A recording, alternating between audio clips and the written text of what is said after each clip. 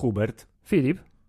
Hubert? Yeah, that's how you spell it in English. Dear listeners, today we'll be speaking English, and not only because we're awesome and we want to show off our amazing linguistic skills, but because if we didn't, our guest would probably have some problems understanding us. Yeah, that's why this podcast will be entirely in English, without transcription, because as usual, we believe in you, dear listeners. Philip, did you see anything interesting on the TV lately? It wasn't recently, and it wasn't on TV, unless by TV you mean the giant screen that used to be a television and now is just a screen for streaming services. Yes. Have you seen anything interesting on your home Netflix projector? Yes, on my home Netflix projector. Recently, and by recently I mean a couple of months at least, I have seen both the entire first season of Sandman plus the extra bonus additional 11th episode and whole 2 seasons of the Undone show, but on Amazon Prime. Yeah. But fortunately my Netflix projector is compatible with Amazon. Yeah, and both of these shows have 2 things in common. Especially the special episodes. Yeah. The first thing in common is that they're both really good. Yep. And they're both animated. I mean, just in part when talking about Sandman, but still, animation is key. Yeah, but you broke my segue. So, sorry, because I wanted to say that the second thing they have in common is the director. Oh snap! Is it the moment to introduce our guest? I think it is, ladies and gentlemen, and everybody in between. Our guest today is Mr. Hisko Hulsing. Hey, hello. Mr. Hisko Hulsing is a well-known director and animation director and artist and painter and I think a pretty extraordinary guy that we had the pleasure of meeting during this year's Animator Festival in Poznań. And we know that he has some really cool stories about working in the so-called industry, but because he's an artist, these stories are much cooler than Disney paid me a shit ton of money to make it. So, Hisko, I think the first question is, when we look at your bio online, it says that you're a director, animator, composer, painter, and storyboard artist. Who are you really? Yeah, Come on. So the first question is really simple. Who are you? This is a difficult question because I'm trying to find out for 51 years now. You know, I keep on learning and learning and learning, and then someday I'll die. So maybe I'll never find out. So what will be written on your tombstone? My tombstone? Well, I still have to think about it. But there's a funny story about tombstones because in A Dream of a Thousand Cats, the Netflix Sandman episode that I directed, a lot of the story takes place on a graveyard. And my father died 25 years ago. And he actually wanted a very special tombstone sentence, which was, "Here lays Frank because he drank." And we didn't do that at that time, but I put it on a tombstone in the Sandman. So you can try to find it. It's somewhere there, and with his name and his birth date. And his... But is it written in English or? It's in Dutch. I wanted to do it in Dutch because it's like an ode to my father. You know. So it's an Easter egg, but an unusual Easter egg. Definitely, I had to ask permission to Warner Brothers. They gave it and to my mother and my brother, and they gave it to me too. But my mother forgot about that. She gave me the permission, so now she's complaining. Yeah. Oh, mothers. Oh, mothers. Yeah. I think we'll get back to the Easter eggs sooner or later. Yeah. But let's get back to the question about who you really are. Because taking into account your most recent endeavors, one would say that you're a director or an animation director. So is there a difference? Well, for me, it's all those things like making comics, storyboards, paintings, illustrations, and directing all have overlapping principles, I would say. So when I did Art Academy, I was studying painting, and then I got into animation, and I realized that animation is a perfect platform to combine all my interests. you know. So when you can tell a story with sound, visuals, paintings, animation, everything that interests me, I could use animation as a platform for that. So I'm not that much in animation, actually, to be honest. I'm more into feature films as a consumer. But animation is just such a broad platform to do things in. So I would say if I would give myself a name, I would say painter and director or something. But it all connects with each other. So to explain what I'm saying is like, for instance, when you're talking about music composition, you're also talking about tension, building up tension, an arc of tension, working with contrasts, having dark or lighter pieces. And you can apply the same principles to writing or to directing or to painting. It's all kind of overlapping.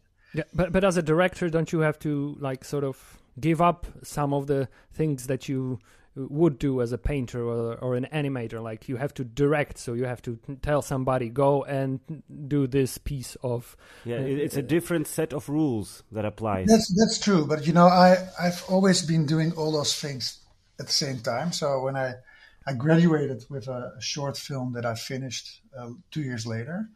So I was like always directing, but it was directing myself actually, because I was doing almost everything myself. But directing is really storytelling, visually storytelling. And then, so I developed my own style of visual storytelling. And I used to put, people like Roman Polanski, the Polish director, on a huge pedestal because I really love their films, or Stanley Kubrick, many of them. But I did, I always felt that they were doing the same thing as I was doing, like doing all those things themselves. And now, like since 5 years, I'm really directing 200 people working on Undone and 200 people on the Sandman. So at some point I realized that being in directing is actually pretty easy in comparison to doing everything yourself, because you have all these intelligent, creative people and they will bring in their own ideas and their own, skills. So you're just a general. There's also a quote from one of our favorite movies that says anybody can be a director. Yeah, well, in ways true. I mean, I think general would be one. Okay, so you asked me, who am I? Well, I'm a general. Yeah, so no, but I would compare it to like a conductor of an orchestra. It's like all these people, they're all great musicians, but you need somebody who's giving direction to the musicians, and that's actually what I'm doing as a director. To try to segue to the next part of the interview, if you had to transition yourself from being a director that does animation to a director that makes classical live action movies, that wouldn't be a very big difference for you, would it? Well, for Undone and for The Sandman, I did direct all the live action in Los Angeles, and for the Sandman in London. So before we start animating it, we have filmed everything and edited it. So by now I'm used to live action directing because I did 6 hours of it, 2 seasons of Undone, which is all green screen. So it's actors just playing out their role in without any sets. They're just standing in an empty room.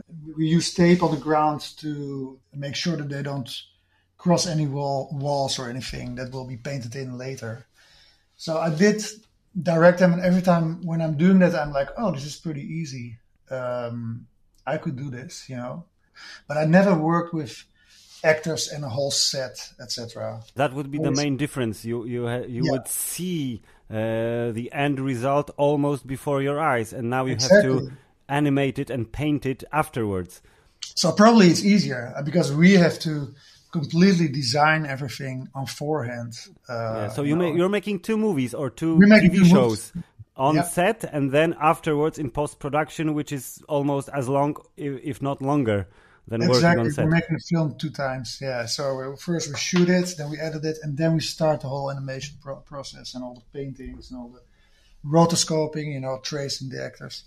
So in a way, if somebody would offer me a job as a director of a feature film, and it would be interesting, I would probably not be that big of a leap, and I would love it. I just don't think it's going to happen because you're getting typecasted for certain things. Speaking of being typecast, it seems that your whole thing right now is the thing you mentioned before, rotoscoping. So yes. That's that's the thing. When somebody wants a rotoscoped animation, they go to Hisko.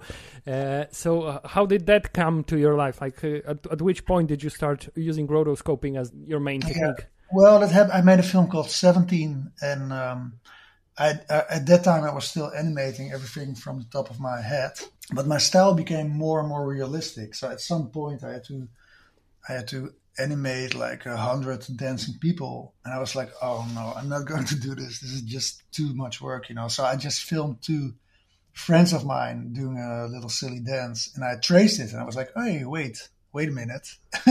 I mean, we can do it like this. And the more realistic my style became, the more logical it was not to try to do it all from the top of my head, but just to film it first. And then, so I used that method for Junkyard and for Montage of Heck, the film about Kurt Cobain. But I made clay heads. So I didn't want the faces to look too realistic. So I used the bodies of the actors for the animation, and I used clay heads as the basis for my line animation of the heads. And then when I read the scripts for Undone, and they're very, very good scripts, and they were very like this, very sophisticated. So all the dialogues seem very realistic. So I was like, I have to use the expressions, the micro expressions of the actors. Otherwise, this will probably not work. So I discussed that with the showrunners, the producers. They agreed, and we got very, very good actors to play the role. So I was actually like, I had the best of 2 worlds, like directing live action, directing really great actors like Bob Odenkirk and Rosa Salazar, and making this film which all sort of takes place in this painted world, which is really my kind of style. So it was the best of both worlds. And now, of course, if people, most people approach me not so much about the rotoscoping, but with projects that have to do with dreams or with some kind of dream world or something which is otherworldly or supernatural. Otherworldly, yeah, not supernatural, more like about internal world of characters, like dreams or mental problems, Was there ever a moment during pre-production of Undone that it was supposed to be a more traditional animation without big names attached to it? Well, not really. I mean, they reached out to me because they saw Montage of Heck. I think they just liked my style. They liked the fact that it's grounded in reality. It looks pretty realistic, At that time, I was painting all the backgrounds myself with oil paint on canvas. And they all look pretty realistic, but not slick or anything. And it had some grittiness. So it's realistic and it's dreamlike. So they always wanted my style for Undone. And then it was just a matter of changing to rotoscoping the actors. So I would have worked with actors anyhow, but I was just wondering if I could get away with the technique where I use clay heads as a basis. But maybe this is a bit too technical for the audience. No, we like technical, and our audience likes what we like. Yeah. Who cares what they like? It's about us. So I'm gonna go more technical even. So how much of the process of creating like the look and the feel of Undone, how much of that did you have to sort of figure out on the go during the production, or were you just using the tools that you already kind of knew? No. The huge difference between making my own films and doing Undone was that I didn't realize at the beginning that it would be such a hard job only to direct everyone and to brief everyone, because I'm involved in every aspect of the production. So every design, every drawing, everything has to be approved by me or briefed by me or reviewed by me. So I didn't have time to paint myself. So we recruited 9 painters from all over Europe. There were 2 Polish painters, by the way, Jakub Podlodowski and Ewa Podlodowski. They came all the way to Amsterdam. But I had to train them to paint in my style or in a similar style, which is not a very unique style. It's very a classical style, I would say. So that took a long while before they got it, to be honest.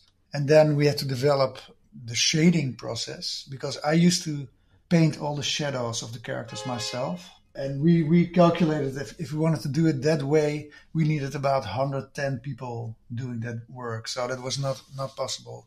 So we switched to a slightly different technique where we would use the shadow information from the actors in a grayscale. So no colors at all, but just the lighting of the characters, and used and filtered that. So we had a first layer of shadows, and then we had a team of 20 animators who would stylize it frame by frame, make it more beautiful and give it more depth. So that was kind of new. But for the rest, I was still doing the same thing, like combining oil paintings with 2D animation and 3D animation. And we used something called projection mapping, which is where, especially when a camera moves on the set, we have to rebuild it's called motion tracking. We have to reprogram that same camera motion in a computer, in a 3D program, in an environment that is in 3D. But because it's supposed to be a painted world, all the separate elements had to be painted with oil paint on canvas and then projected or pasted on that 3D space. So it looked as if you were moving through a painting. So all those things were I already developed them in earlier films, but not on this scale. So the hard thing, especially in the first 2 episodes, was that I was also in a fight all the time with producers who wanted to do it cheaper, and that was a hard time because I knew what I wanted, but I wasn't used to work with so many people and to be aware of deadlines that cannot be moved at all. I mean, deadlines are really holy in Hollywood. You cannot just ask them, can we take 2 more weeks or anything? That doesn't happen. It would be easier to ask for $100,000 more than to move the deadline. That's true. Yeah, that's true, actually. How do you know? A wild guess. A wild guess, yeah. But it sounds really true. probable. You can negotiate about money, but not about deadlines. It's just not possible. When working on the first season, you had to develop all those tools and, master your own techniques to the point where it goes smoothly and you can complete all the 8 episodes in the time you were given. What about season 2? Did the work go faster because you knew all the things you had to, prepare beforehand? Well, what happened was that I was at the end of season 1. I really like episode 8 of season 1 because everybody was working on a top level, and you can see, I can see that. I don't know if the audience sees it, but it looks pretty, especially the last scene of season 1 is one of my cave. Favorites. Yeah, it's in front of the cave. Yeah. And I really love that scene for many reasons, but also because it looks terrific. So when we started season 2, I felt like I always compare it to season 1 was like building a car while I was driving it. It's like, oh, fuck, there's no steering wheel. And oh, we need a wheel here. We were building a car.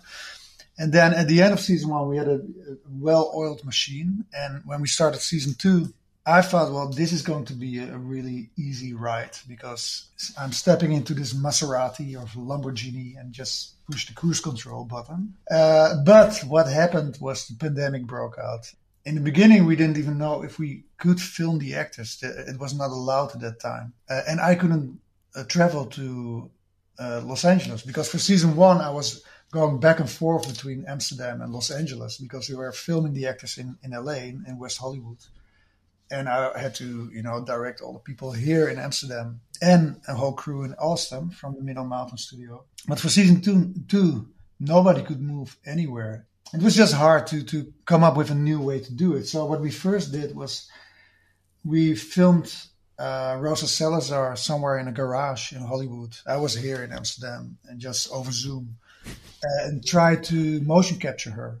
And she was she had the time of her life because she was motion captured for Alita Battle Angel, the Roberto Rodriguez film from James Cameron. Under very, high-tech circumstances. And now she had some kind of, iPhone in front of her face. It was she was like, what the fuck is this? And because there was no way we could do it in that very professional way in a garage in Hollywood, during the first days of the pandemic. And then I tried to use the same method that I had for Junkyard and for Montage of Heck to rebuild her face, because that's what I did for Montage of Heck. I rebuilt Kurt Cobain's face in ZBrush, which is a 3D program, and we used it as a base for his face. So we tried to rebuild Rosa Salazar's face, and we did some motion capture tests, and then the result, I still have nightmares. It's just like, it looks so fucking horrible. Like, oh, I'm never going to show that to anyone. You should have called Robert Rodriguez and said, come on, man, give me that scan. I need it. Well, we could have done that, but, you know, everybody was sort of, didn't know how to do their production. So I think whole Hollywood stopped working at that moment. And then at some point we got green light to film with a skeleton crew. So that was a crew of only 5 people, which is nothing, you know, for a Hollywood production. You usually have 30 to 60 people on the set. So they had to do, like, everybody on the set had like 5 different functions. The assistant director was also the script supervisor, etc. And it was very hard. And I was directing the live action of the second season of Undone all over Zoom. So I was sitting here in my studio in Amsterdam with 5 screens in front of me, like camera A, camera B. And at night because of the time difference. Yeah, it was 9-hour difference. So I had to work till 4 in the morning every day. And it was very boring because the thing was, we already prepared everything very, very well for season 1, because we had huge shooting guides that my assistant Nora Huppener made together with a team, which consisted of storyboards, all the dialogues, but also all the measurements of all the designs that had to be taped on the ground, etc. But for season 2, because we had such a small crew and only 2 actors at the same time on the set, we had to prepare it even better. So we did all 3,000 shots. So what I always do, I make little rough sketches of every shot of a season. That's about 3,000 shots. Then it's being storyboarded. And now we added one more step where we did everything in 3D first. So it's previs. So it's kind of a rough 3D where I could control the camera angles, you know. So on the set, the cameraman, they also had to match every shot they filmed with the previs that I already provided them with.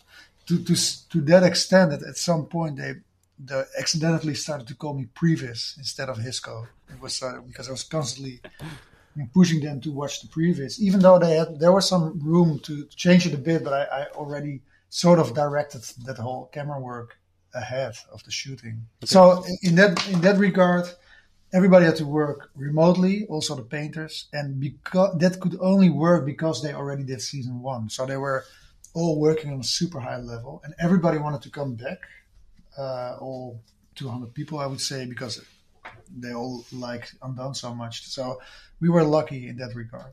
When you watch season 1 and season 2 back to back, which we kind of did, yeah. There's not much difference in the quality or style between the seasons. No. It's seamless almost, and because of the style of the animation, you can't show the age of the actors. If it was the case that there were, I don't know, 3, 4, 5 years between seasons, or rather, you could easily hide. You could hide the age difference because of the techniques. So it was a blessing in disguise. The style of the show, you know, allowed you to hide any mistakes that you might have made during the remote production. The age thing was an issue before we started, but not in the way you mention it, because in season 2, I'm giving a spoiler here, but do it. Okay, well, Elma actually succeeds in creating a new timeline in which her father is alive. You know, it's kind of a horrible spoiler, this, but in this timeline, her father is much older. So we had to make do all kinds of tests to make Jacob, Bob Odenkirk, older, and that didn't really work. But then when we started filming, he suddenly had turned gray. So we didn't have to do anything. We just filmed him. Sorry, this sounds horrible. He's a method actor. Yeah, to the core. Some people get fat or thin, and he just got older, which is much easier. But and at some point after the recordings, during the recordings of Better Call Saul, he actually got a heart attack. I don't know if you read about that. So he was recording a scene, and he had a heart attack during the scene. They had to pause the shooting for like 5 weeks and then return to the scene. Yeah, exactly. And I could sense during season 2 that he was kind of tired. I could see it, but that actually helped the character. I mean, he had, I cannot explain too much about it, but he had to be tired, So I'm sorry, this sounds very cynical, but it's just how it is. I mean, I have huge respect for actors. I used to put, as I said before, directors like P.T. Anderson or Polanski on a huge pedestal, and I still do.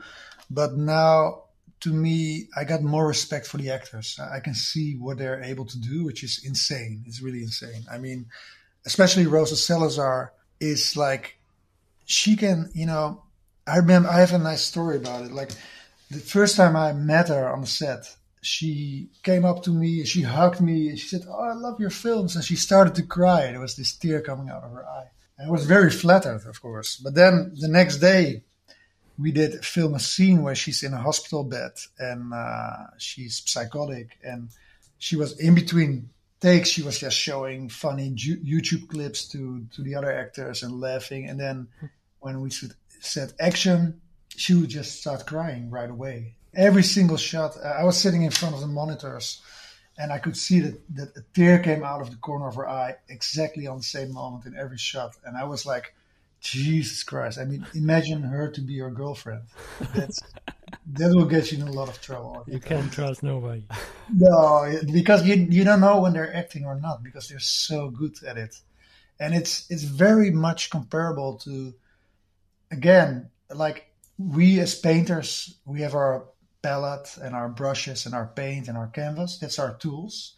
Their tool is their body and their mind and their soul, I would say. They have a lot of control over that whole system, and especially Rosa was able to do all kinds of different takes, on the same scene, because she has this very broad range of possibilities. And I didn't know that before, because before that I was more kind of a consumer of films.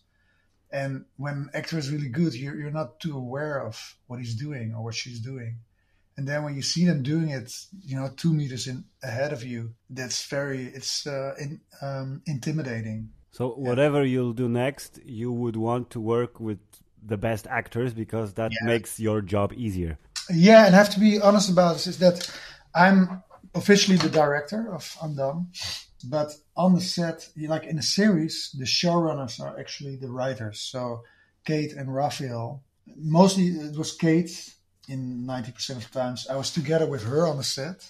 And if the actors have a question about motivation of the character or things that have to do with subtext or context, they would ask Kate. They don't ask me. So in that way, my contact with the actors is mostly, I would say, technical. I got a lot of compliments actually from the actors, from Rosa Salazar and from Bob Odenkirk, who both called me a very good director. And I asked them, maybe they were acting. Well, that's what it was. So you never know. That's true. But I was willing to believe them, and I was a bit surprised. I asked them, "How come? I'm pretty green here. I've never done any big film before this." But what Rosa told me is that she said, "Well, there's a lot of people here in LA that are just bluffing their way through. They have no idea what they're doing, and you're so well prepared that we can completely trust you and we can do our job." And I took it as a compliment. I think she was not bullshitting. She was honest about it, because it's true. We know exactly what we're doing, so they can just completely focus on acting. And also because there's no sets, we could do a lot of takes on a day. There was one day when we did 144 camera angles on one day, which is insane, and then I had to go, after that, I had to go back to the apartment to review all the stuff that was done in Amsterdam and in Texas. So I was just working 15 hours a day or something. But for the actors, it's like doing 144 camera angles, which is the same as doing 77 shots with several takes, is demanding. But it's in a way, it's more fun for them because they can act all day. It's as if they're in a play instead of with a feature film. You do a scene and then they go back to their trailer or watch their telephone or whatever, you know. So they kind of enjoyed just purely acting all day. But it worked. It worked. Yeah, we liked the show very much. Yeah. So it must have worked, and I think it has, you know, all the nice little icons like fresh, certified, you know, 90% and whatever. No more. We had 100% score on Rotten Tomatoes. We were actually the best reviewed animated series of 2019. Did you know that? We had the highest score. It had to work good on set and afterwards because it is a very, very good show.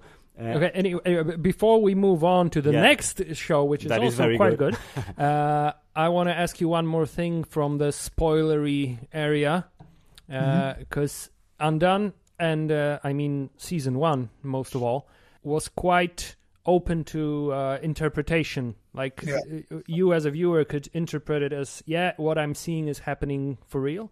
Or you could see it as, no, it is all going on in her head. It's her mental illness. The second season sort of made that a lot clearer that it's real.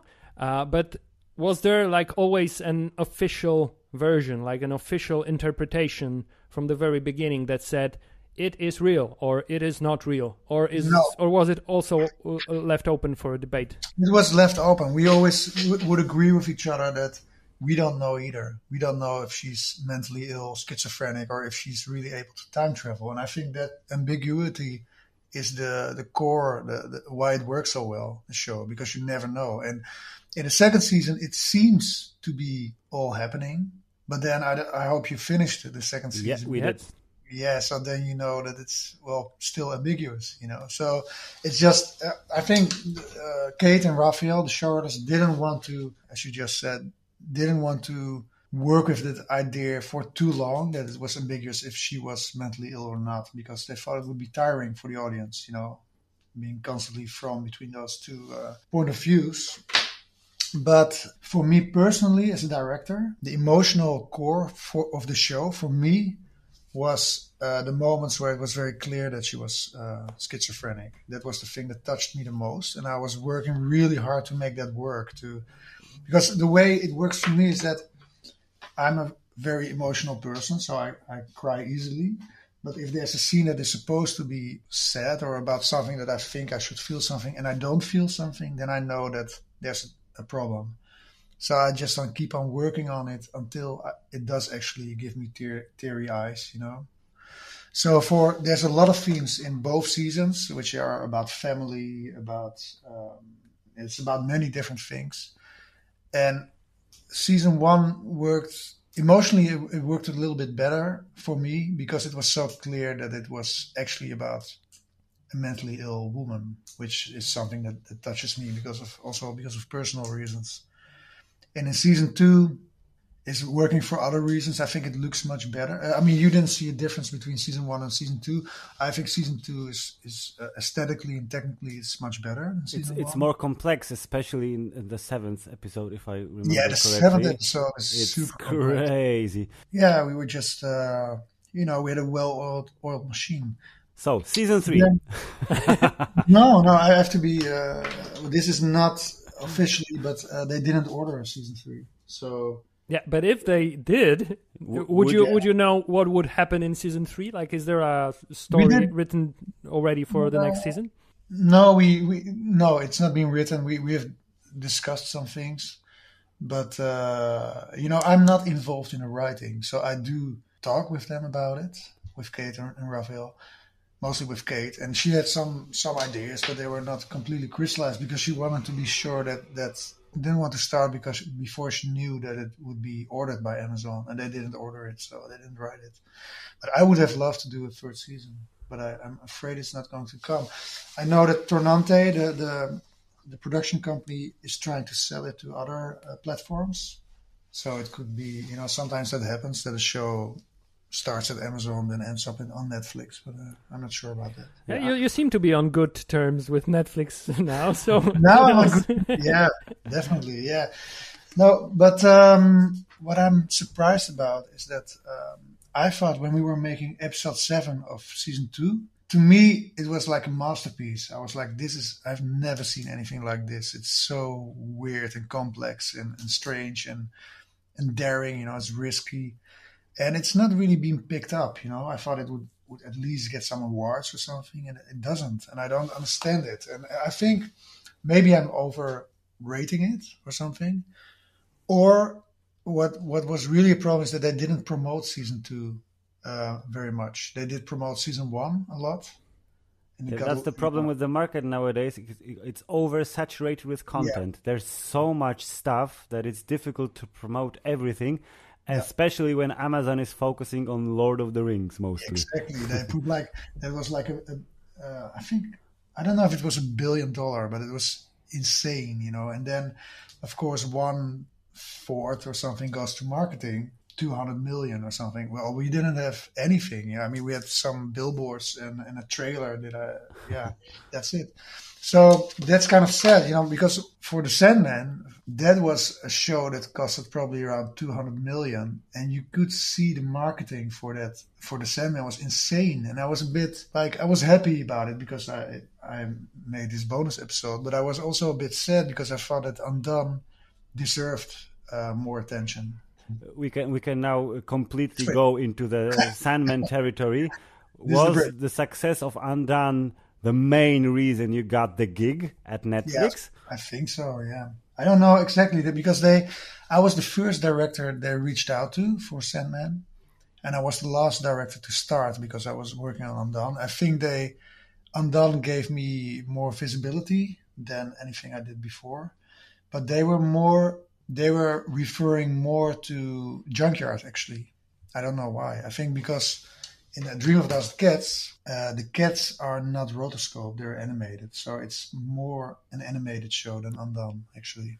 And the other thing that I did for A Dream of a Thousand Cats, which was a very good move, and when I give a masterclass, I always tell people to try to do it in the same way, is make sure that before you make an animated film, you always make storyboards, because you don't want to spend time on animating something that doesn't end up in the film.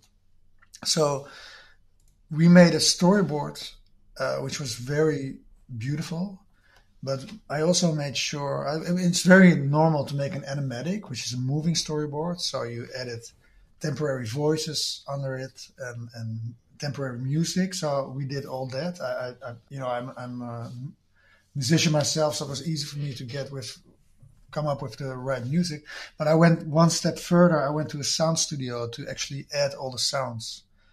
And that animatic was so convincing that, usually when I sending an animatic for Undone, I get back 1 or 2 pages with notes. And with this animatic, I got only 6 notes from Neil Gaiman and Netflix and Warner Brothers and the showrunners. And one of the 6 notes was, my kids think this is the coolest thing I ever worked on. So I was like, they trusted me so much that after that, they hardly ever interfered in anything I did. So it was, in that way, it was like a magical project. And also we had a much higher budget than with Undone. So we could go for almost, I would say perfection. When you say you had bigger budget than on Undone, you mean a budget per minute of a complete show, or did you actually had more money for the 15 minutes than for the 2 seasons of Undone? I think for these 50 minutes I had as much money as 3 whole episodes of Undone.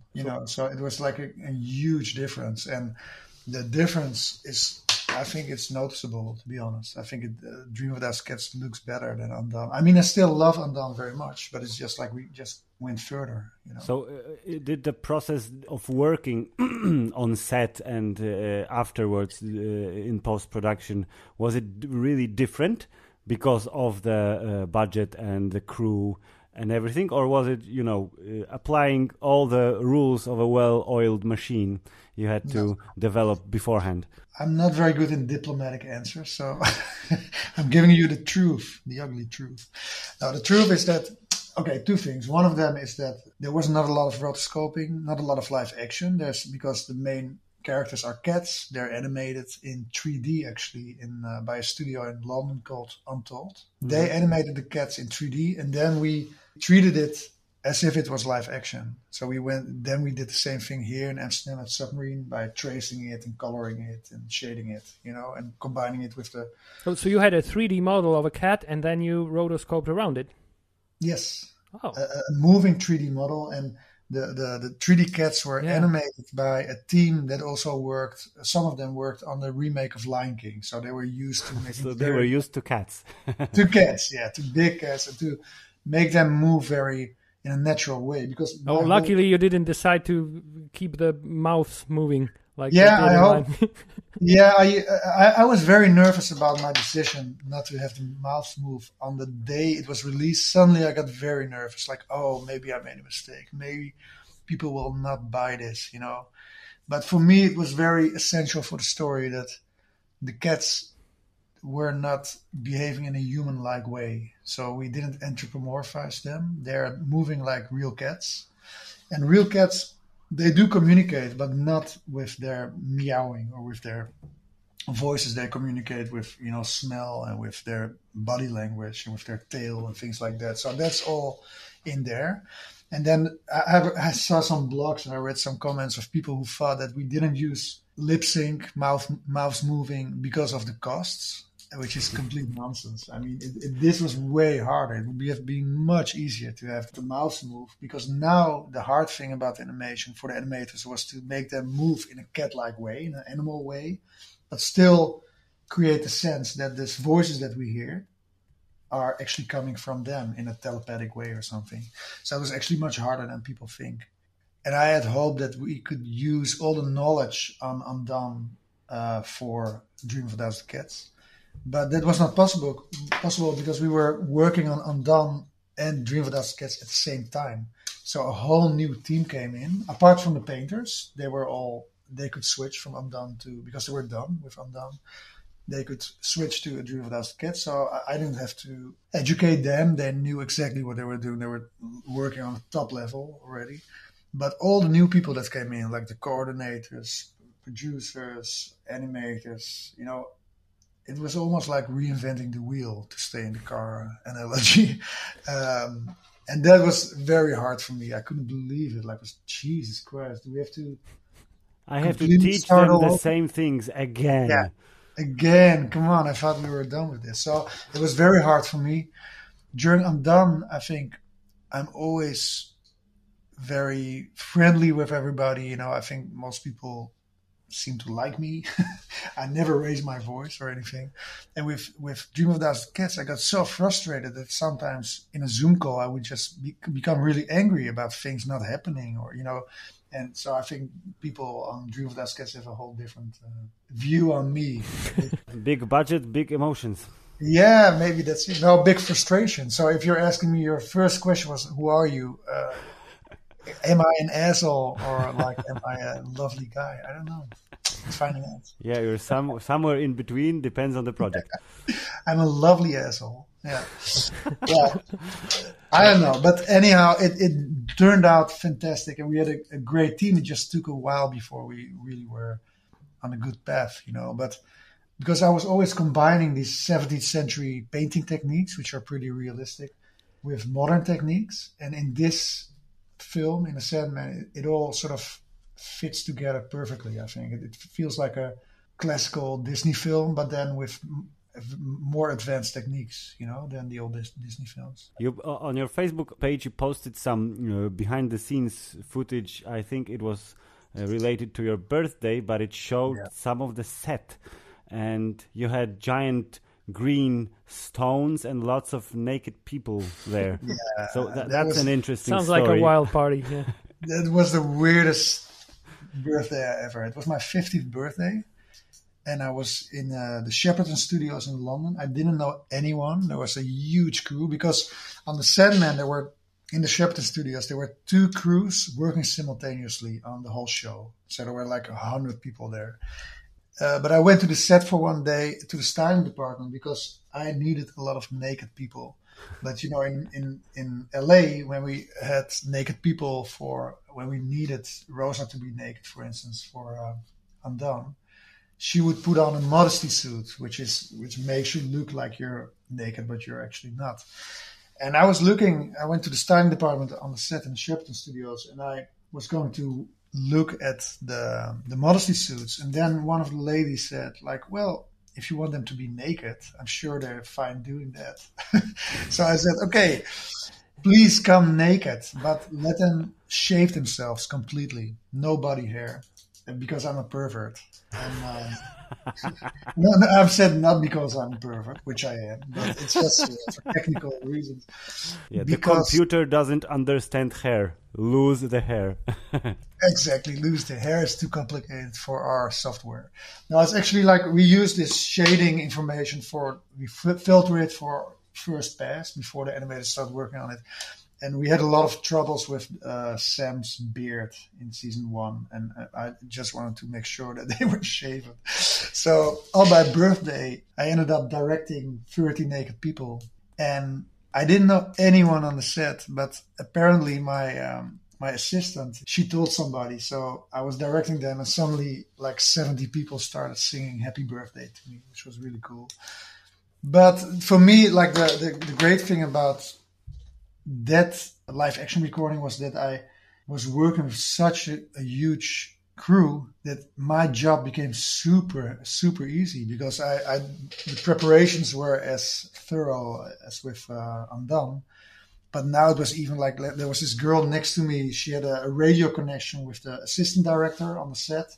I didn't even have to get out of my chair. I was just sitting in front of 2 monitors, and there was no showrunner or anyone or producer on the set, so I had complete control. And it felt like, oh, this is really fun to do and easy, actually. So that was the moment that I realized that the bigger the budget you have, the easier it gets. I learned it really the hard way when I recorded the actors for Junkyard, my short film, and for Montage of Heck. I was working with non-actors. They were children and couldn't act very well. So if they had to be scared, I had to scare them. Doing the camera myself, the lighting, I was buying the clothes for those actors. And every time, my career goes up a little bit, it becomes easier because you don't have to tell Bob Odenkirk what to do. He knows what he's doing. So you have this whole crew of people who are doing lighting and who are like working almost like an army. It's like a well-oiled machine. And my job gets easier and easier. So soon you won't even have to be there. I'll just completely disappear from the planet and just, have other people do my work.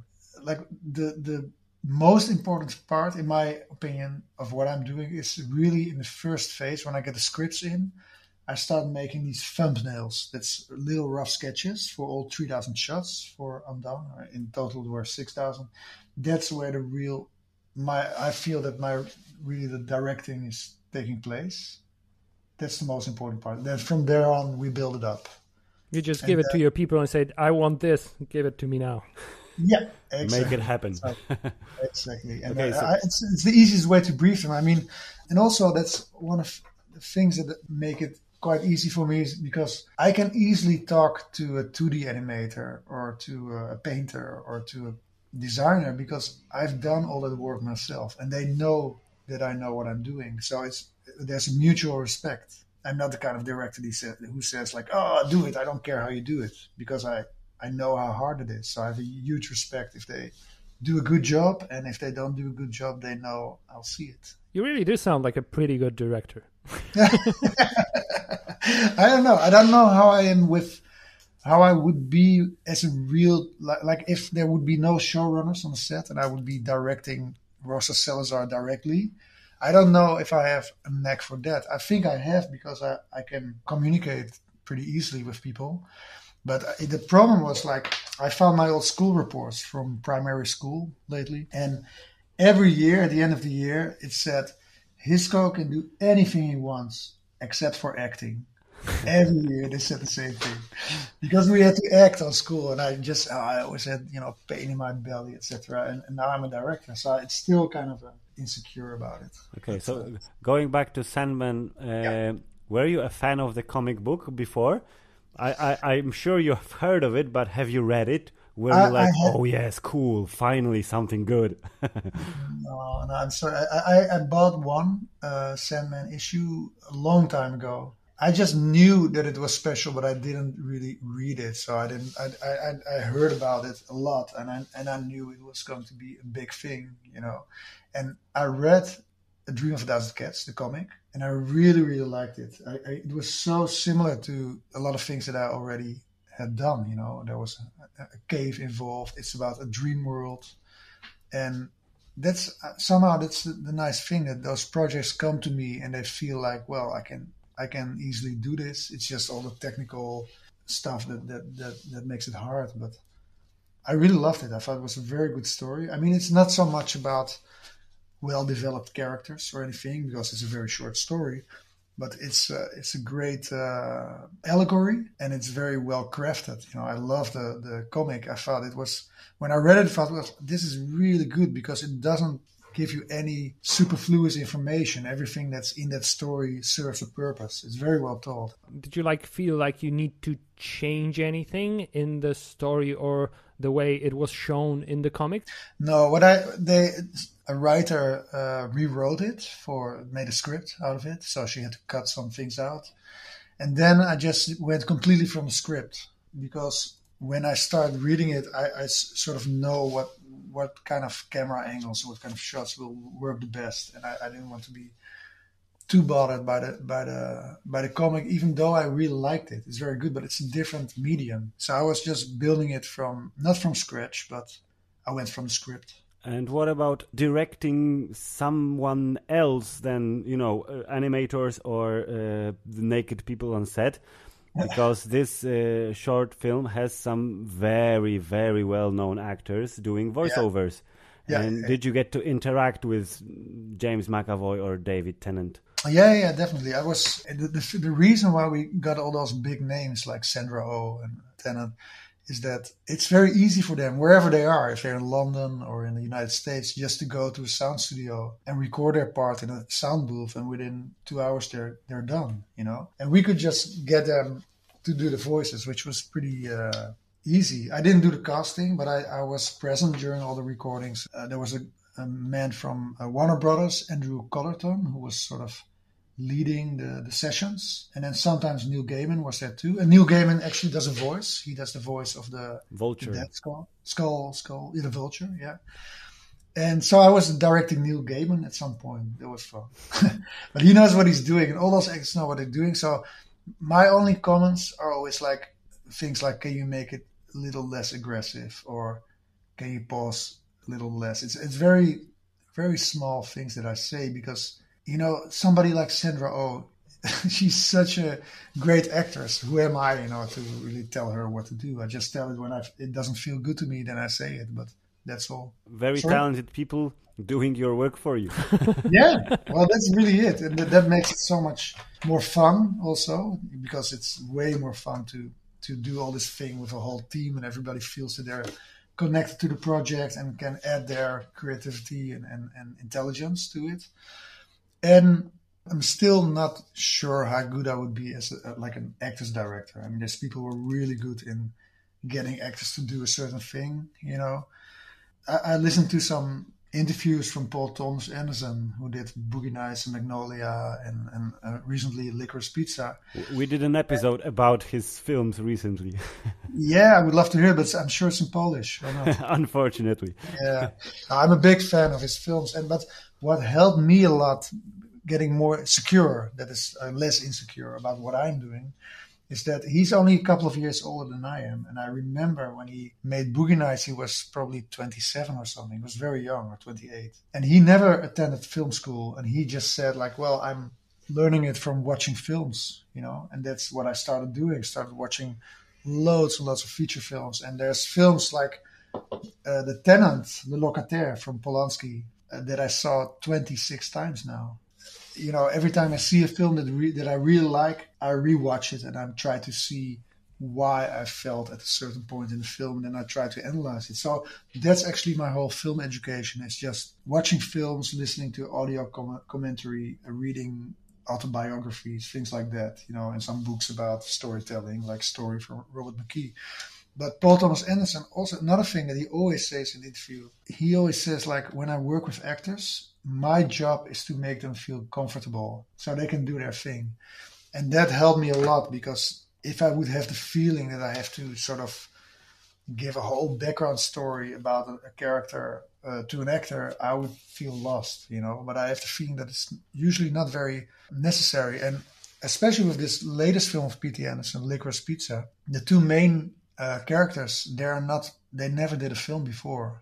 So he knows them very well, and he just creates the right conditions for them to thrive, and it's so inspiring to see that. I was watching Licorice Pizza last night, actually. I think there's nothing wrong with taking cues from Paul Thomas Anderson. I mean, no, exactly.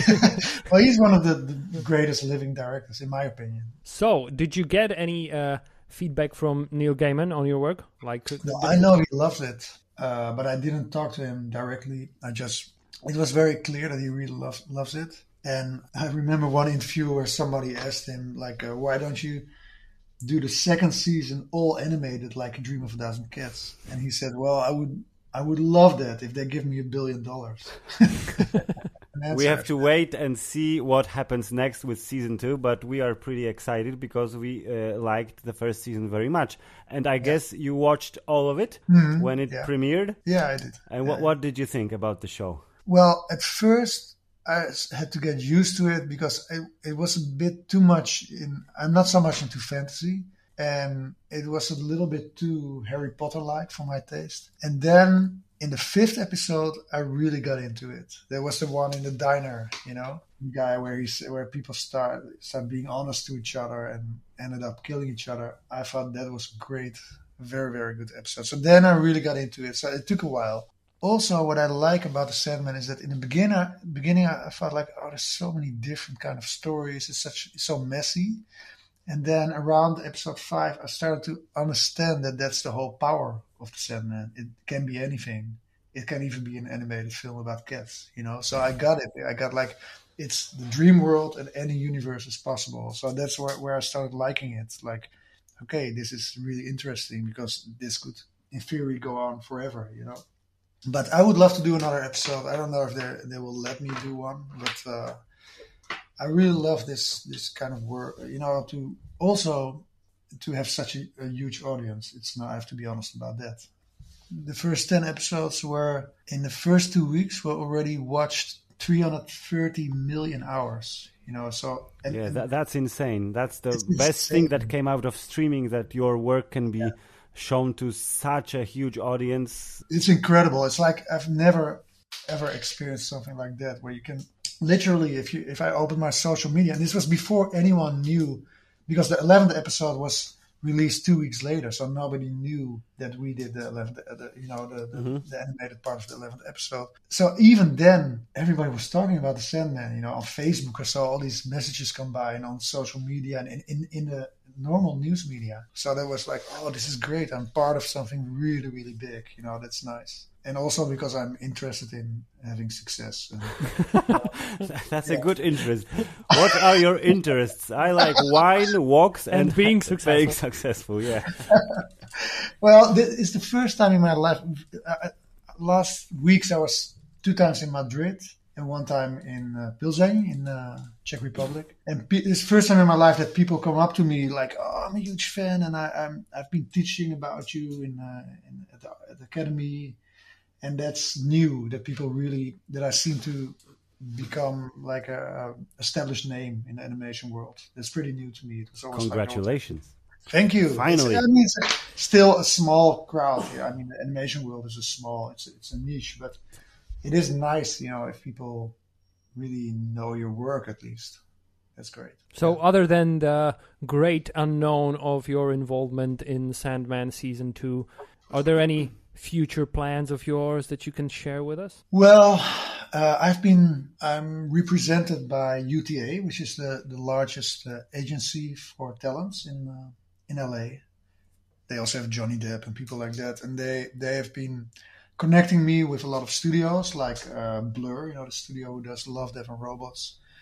And the funny thing is, all those people are a fan of Undone. I mean, they're also American, so you never really know, but they seem to know it. It's true. Now, you don't know of Americans, but that because there was this guy from Steve Zerlin that I spoke to from Blur Studios who told me that he just started 2 years ago or something, and that he was looking for adult animation, and that the only thing he could find was Undone, and he was a really fan. And I've been pitching a project for myself, but while I was pitching it, I realized that I didn't think it through well enough. So the parts that I developed are very impressive, but super dark, too dark for many of those American companies.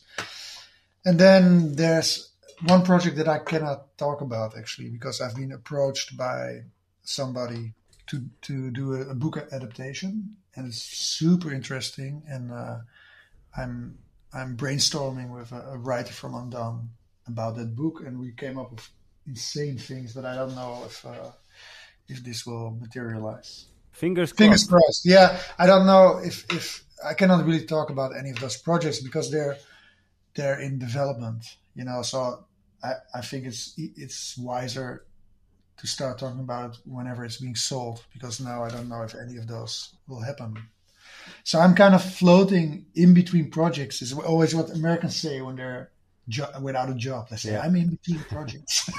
I'm in between projects. What I always tell people is I'm super ambitious. So whatever I do, I put all my heart in it. And my ambition now is doing nothing. So I got really good at doing nothing. I'm a master. You sound like you deserve some time off, honestly. Well, but I've not been, for the last 6 months, I haven't made any money. I'm going from festival to festival. I met you in Poznan. We did this talk show, which was great. I had a lot of fun. I didn't expect that. It was... I was a bit nervous about it because I had no idea what you wanted from me. And then we were on stage. It was really funny. I thought it was funny. And you were doing a great job, by the way. Thank you. We're not fishing for compliments, but thank you. Yeah. But we're going to use it as a jingle for our podcast from now on. Yeah, so we have two final questions. One is a question that we ask all our guests, but that will be Hubert's question in 2 minutes.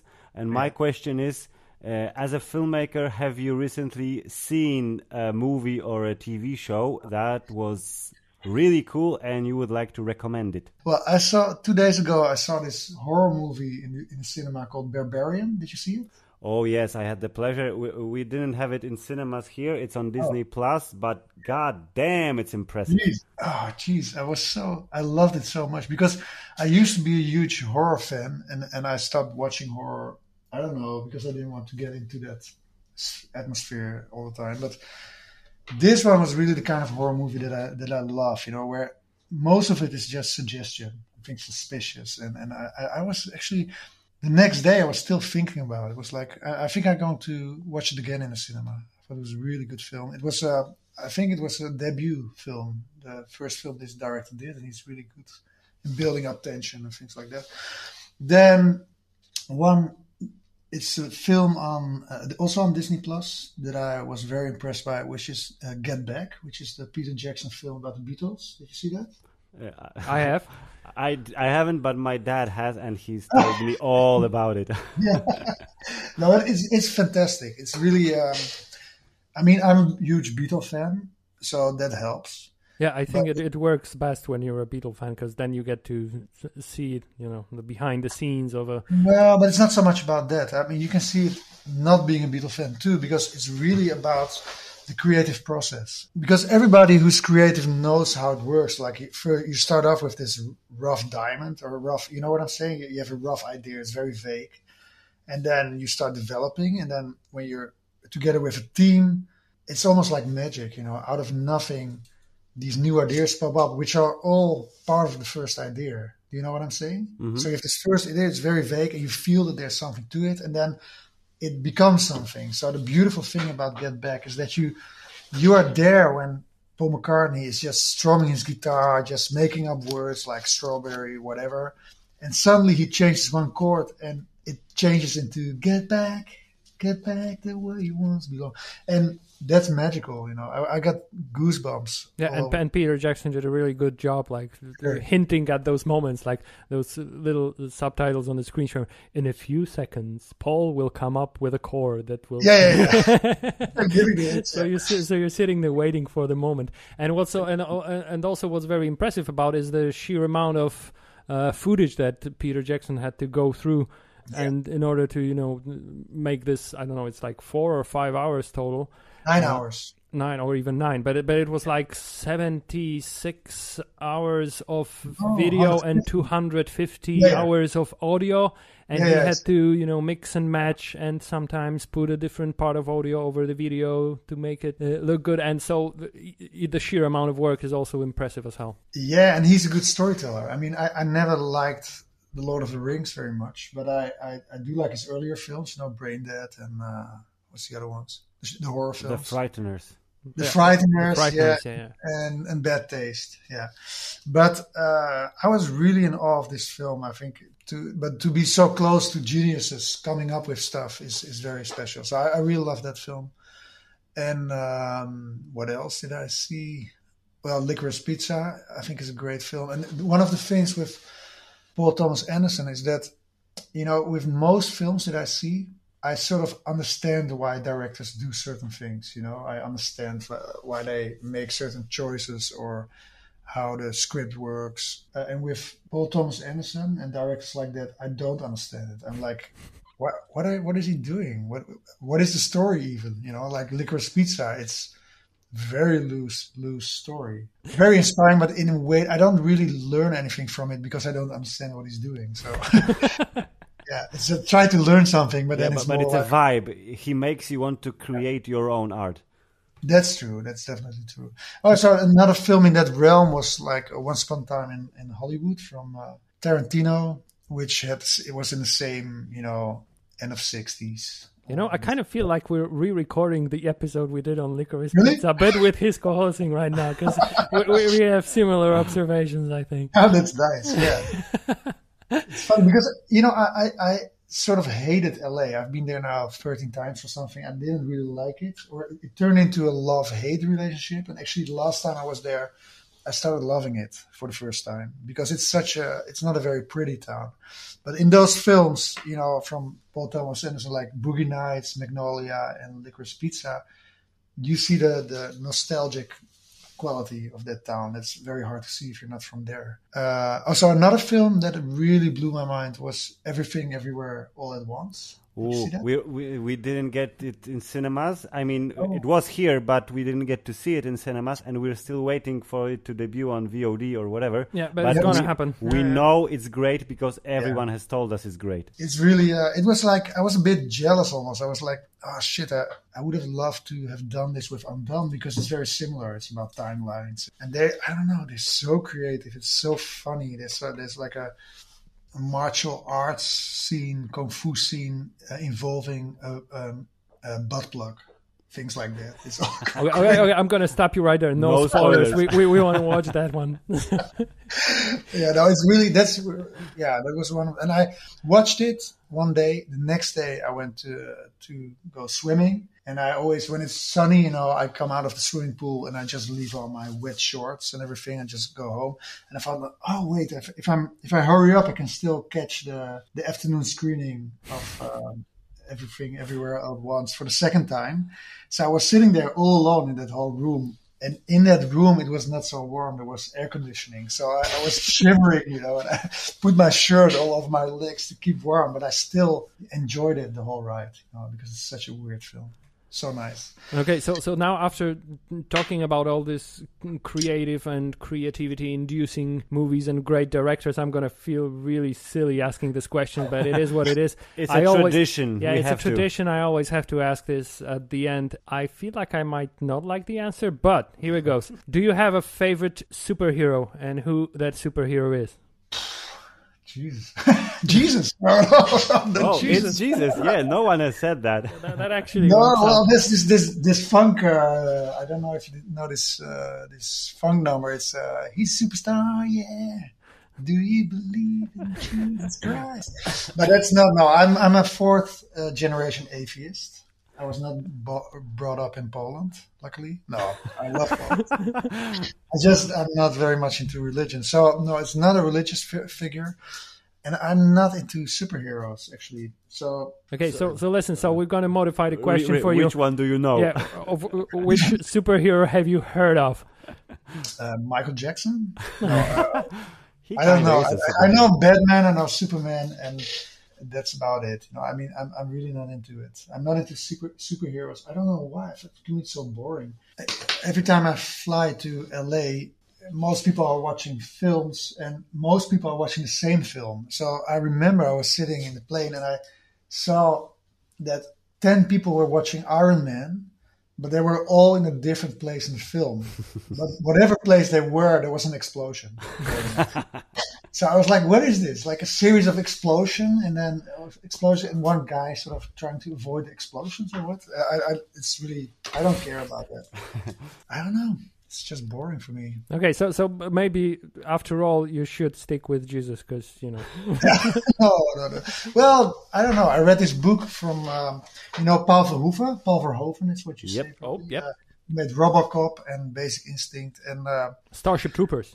Starship Troopers is a very underrated film. It's a fantastic film. I We really love it. Yeah, and his latest film was called Benedetta. I don't know if you saw that. It's about lesbian nuns in the mid. Yeah, it worked great here in Poland. Oh, I can imagine that. Yeah, it's probably very popular. Or not. I think it was like a kind of tiny little brief scandal that, there's a nun with a naked boob on the poster or something like that. Well, not only that, she makes a dildo from a Maria statue and uses it. We haven't seen the movie, but still, Oh. I think most of the people that would protest the movie, they would protest it only on the basis of the poster. I have not seen it. It's a super intelligent film. It's about, because, I'm fourth generation atheist, as I said. So for me, it's always been a bit exotic. People who believe in God and Jesus. And sometimes I'm a bit suspicious about it. Like, are they actually believing it? Or is it something that their community wants them to?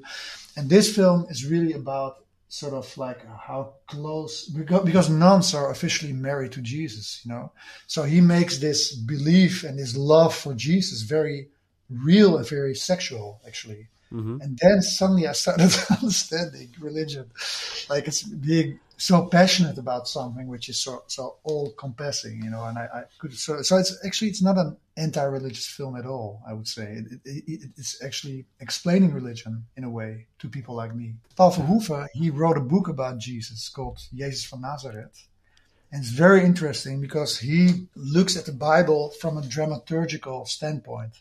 So there's 4 versions of the same story, sort of like, and he compares them, and he's it's so interesting because he says when this arc of tension is too beautiful in this part, it could not have happened this way because this is such a storytelling device. So he's trying to deconstruct the Bible. He's deconstructing the Bible from his kind of profession, and it was super interesting. But okay, so I'm changing my mind. Not Jesus for you, but you should say that your favorite superhero is Paul Verhoeven. Yeah, exactly. Yeah, that's a good one. And actually, I'm going to meet him in 2 months. And, when I was in LA, I had his phone number, and I was thinking about calling him up because he's living in the Netherlands.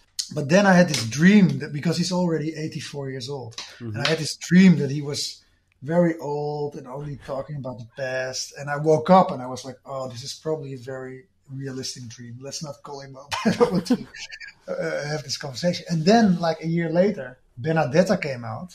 And I was like, Jesus Christ, it's such a good film. And this guy's 84 years old. How is it possible that he still makes one of his best films ever, So then I wrote him an email just after the release of A Dream of a Thousand Cats, because I felt sort of secure enough now in this point in my career, complimenting them with Benedetta and saying who I was and that I would love to meet just for no reason at all. And I got an email back like, he really wants to meet you.